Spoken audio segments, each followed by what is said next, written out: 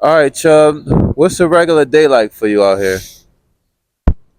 Well, if the rain doesn't wake you up, I get up probably around 5ish and then start trying to go back to sleep because I probably didn't get to sleep until 2 or 3.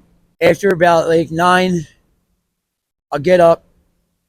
I'll go over to the Wawa. Wawa started giving us free coffee. It's not free. I feel so bad for the workers at Wawa. They have to make so much extra coffee for homeless people now because the homeless and the junkies are taking advantage of it. But I go there and I get a cup of coffee. I'll steal a donut and I'll eat it. And that's my breakfast. What's up, guys? Welcome to Philadelphia and welcome to another video bringing you the real life stories of so many that are dealing with homelessness and living on the streets. According to the Philadelphia Office of Homeless Services, 18% of the city's homeless population is unsheltered and living in places unsuitable for human habitation. I weigh about 138 right now, 140, somewhere around there. I mean, we eat, but not a lot. I mean, yesterday I had 2 pieces of cake all day. Um, the food that some people give us is bad. And I don't know if they realize it. There's some religious organizations that come and they give us like yogurt and peanut butter and jelly sandwiches and things like that, and they're bad. I've gotten food poisoning 3 times. Let me tell you, in 30 degrees, when you're sleeping on the sidewalk with a sheet for a blanket and you're throwing your guts up, laying in your own vomit, it's terrible. I never in a million years thought that would happen to me. But food poisoning on the street, no bueno. Sucks.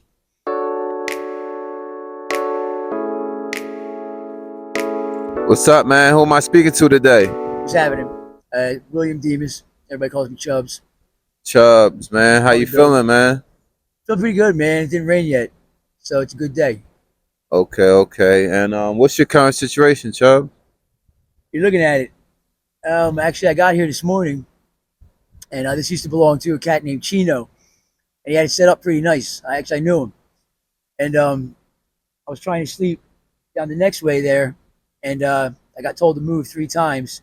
I was trying to stay out of the rain, so I found a nice piece of cardboard, which was the most homeless thing I think I've ever said in my life. Was, Okay. geez, this is a really nice piece of cardboard. How long you been out here on the streets? Going on about 2 years. I was in the shelter system for a little bit, and the funny thing about that is, when I first got in the shelter system,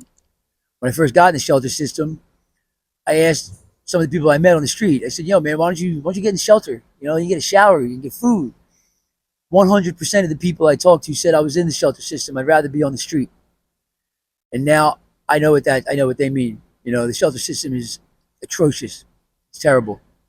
So I chose to come back to the street. This is the first winter I spent on the streets of Philadelphia. It was terrible. It was freezing cold. I slept many nights without blankets in the rain. It's awful. But you keep moving, you keep going. I'm college educated. I'm starting my own business, waiting for my LLC.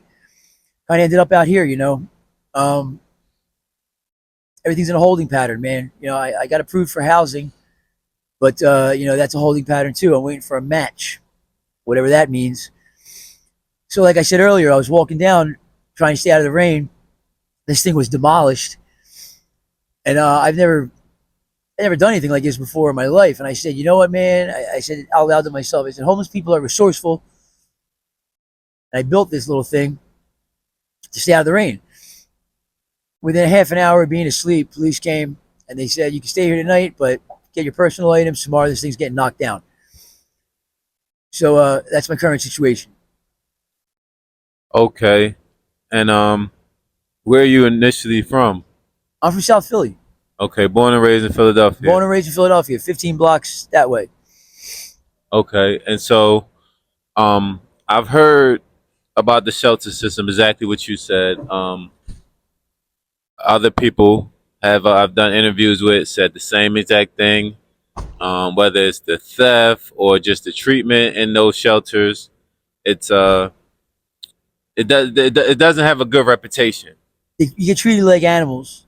Um, they skim off the top, big time. Food comes in, it goes right out the back door to the family and friends. We get moldy bagels, we get water, we don't get iced tea, cold food, old food. Um, it's cold. I'll give you an example. One time I had an infection and I had to go to the hospital. So I went down to the desk and I said, it was midnight, and our curfew's at 9:30. I said I have to call an ambulance. I have to go to the hospital. You're not going anywhere after midnight, Demas, right? They watched me get in the ambulance. Watched me. The hospital kept me overnight. The next morning I called because I knew there was going to be a problem. And I said, hi, this is William. I'm in the hospital. I want to let you guys know. Hospital? They put down that you left here after midnight without permission last night. They stripped your bed. That's the shelter system in Philadelphia. And you end up losing your spot. I ended up losing my spot. Wow. So how many shelters have you been in? 3. You're in 3 different ones? 3 different shelters. Okay, and it all turned out some kind of way to be where you rather be out here, or you rather just take your chances somewhere else? Absolutely. Okay, all right. Now, you mentioned LLC, having a business before this happened. Tell me a little bit about that. Well, business ironically started out called the Soup Kitchen. If you go to my YouTube, Chubby Johnson, you can find the video there. It morphed into 215 Media Live. It's modeled after the City Paper. I'm a musician. I was a pretty famous funk drummer in Philadelphia in the 90s and the 2000s. And, if you wanted to find out what was going on or let people know what was going on in Philly, you would go to the City Paper or the Philadelphia Weekly. It's sort of like the Village Voice in New York. It's near and dear to my heart. So that was, the impetus to start the business. It sort of morphed into artist management, social media marketing. I sold software, and I'm pretty good at that. So I figured if I could make money for a CEO, I could do that for me as well, easily. It's based off of a collective idea. The motto is feed, create, feed. Everybody eats. Join the 215 family. We'll market and promote you. Put us up on your social media.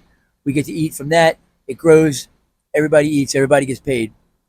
So it's being out here and being dependent on everybody else. It really harkens to the ideology that I had back in the day when I was starting the business, because that's the idea behind it, man. Everybody take care of everybody else. We're all in this together, pretty much. Okay, and so how did you go from having a business to ending up out here? Like, how did that transition happen? Well, I moved in with some really shady, shitty people, gossipy, catty, nefarious, manipulative transplants, scumbags, and they tried to get me to play their game. For example, the one girl was she tried to say that I was intimidating her. William, your voice is making me very uncomfortable in your presence, and she put me in a very awkward position. The woman's name was I don't think I gave her a name. I'll act it out. William, your voice and your volume right now is making me very uncomfortable in your presence. I'm feeling very. She put me in an awkward position, especially because she was a woman, and we just met. I said, sweetie, I'm Italian. I said, if this makes you nuts, you come to Christmas dinner at my house, you'll be scared out of your mind. And she tried to put you in a position where you have to say you're sorry, things like that. They were all like that. They would talk about me in front of me, thinking I didn't understand what they were up to. Eventually, they worked together with the landlord. She was friends with the landlord, and the woman wanted my room. I paid $1,200 a month at the 3rd floor at a roof deck, a wine bar. It was dope. I had a walk-in closet like Kanye. It was sick. I wanted to take off living there. It was a really nice place. So they said that I stole the toaster oven. I threw flush clothes down the toilet to sabotage the house. I mean, really trite, obvious, slanderous stuff. I mean, if you want to come up with some better. So I fought in court. I said to the judge, hey, if I'm flushing my clothes down the toilet, Your Honor, where's the plumbing bill? He looked over at the landlord, where's the plumbing bill? The third court date was coming up. I was about to be told that I can stay. The judge said to them, you can't make them leave because you don't like them. They hid my mail. The landlord went to court. I got called a no-show and I got evicted. I spent everything I had fighting that court case, and I lost my job because of it. And here I am. Oh wow. Okay, so after eviction, what was your next step? Well, it wasn't everything I had. I had a couple $100 left. I stayed in hotels for about a week and a half. What was I thinking? Like, can't stay in hotels forever. Maxed out my credit cards. I just did it until I ran out of money. And looking back on it, I could have used that money to eat on the street. I was scared. I didn't know what to do. But I'm getting a little emotional thinking about it. Um, I'm a tough guy. I was like, if anybody could be homeless, it's my city. I know every nook and cranny of this city. I said, I'll be all right. But I know every nook and cranny of the city from not being homeless, from having a home. When you're homeless and you're up alleys and you're down the subway at midnight and you're walking the streets after hours, you're going to get your face broken, like I have in 8 places. You're going to get jumped. You're going to get robbed. I've had 8 phones stolen. Obama phones, government phones. Um, it sucks. That sucks. Finding food. I mean, the city's full of bounty. There's good people that will help you eat. Um, it's dangerous. It's very, very, very dangerous. That's the worst part. Okay, and how long has it been since you've been like outside I've or been outside on the streets since last July, and it's okay, so going April on a now. year. It's about a year. Okay. And how have you been surviving? Like how have you been, getting food and things like that? Money. Can I be honest with you? Absolutely. If as honest as you would like. All right. I started out playing bucket drum, the cats do in Brooklyn, the Bronx, and I wanted to give back to the people what I do. I'm a drummer. I don't beg. I don't steal. I'm a hypocrite about that, and I'll get to that in a minute. So I was playing down in Old City, and for the tourists and all, I was doing well. But I don't know what else to say. I don't want to look down the end of my nose at anybody. I don't know what other word to use. Junkies, zombies. They just started proliferating the area because they knew that there was money there. And in short time, I went from being guaranteed $40, $50 in a few hours to 8 in 3 hours off of 8 individual people because they came down there and they started beating people up for money. And the people got angry and they got frustrated and they stopped tipping me. So I stopped doing that. And, um, you know, you go to Wawa, take a couple monsters, bring them up to Kensington, you get $1 each for them. So that's how I eat. Not happy about it. Um, on Saturdays and Sundays, people come out and they bring us food.